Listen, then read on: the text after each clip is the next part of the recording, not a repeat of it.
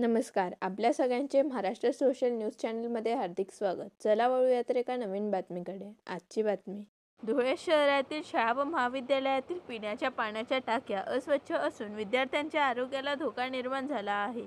याबाबत युवा सेनेने शिक्षण विभागाकडे निवेदन देत 24 ते 48 तासात स्वच्छता करण्याची मागणी केली आहे. अन्यथा आंदोलनाचा इशारा देण्यात आला. यावेळी जिल्हाध्यक्ष योगेश मराठे, शहराध्यक्ष अमित खंडेलवाल, उपशहर प्रमुख चेतन धामेचा यांच्यासह पदाधिकारी उपस्थित होते. उन्हाचा तडाखा मोठ्या प्रमाणात वाढला आहे. मार्च महिना सुरू झाला आहे.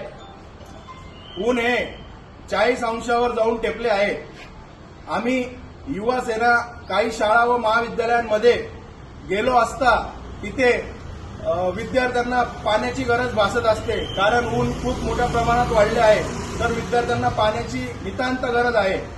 पण आम्ही शाळा व कॉलेजांमध्ये प्रत्यक्ष गेलो असता शाळांमध्ये व कॉलेजांमध्ये पिण्याच्या पाण्याच्या टाक्यांमध्ये प्रचंड मोठ्या प्रमाणात घाण ही साचलेली आहे. तसंच तेथे आजूबाजूला कचऱ्याचे ढिग हे पडलेले आहे आणि पाण्यात मोठ्या प्रमाणात शेवाळही साचलेलं आहे.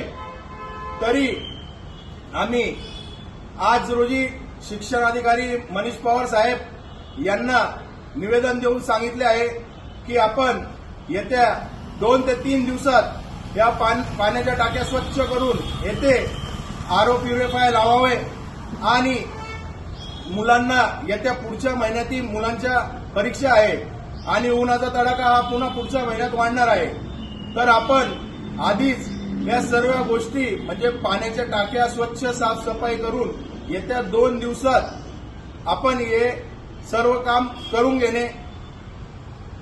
त्यानंतर जर आम्हाला 2 ते 3 दिवसात इकडे स्वच्छता दिसली नाही तर युवा सेना शिवसेना स्टाईल आंदोलन हे करण्यात येईल.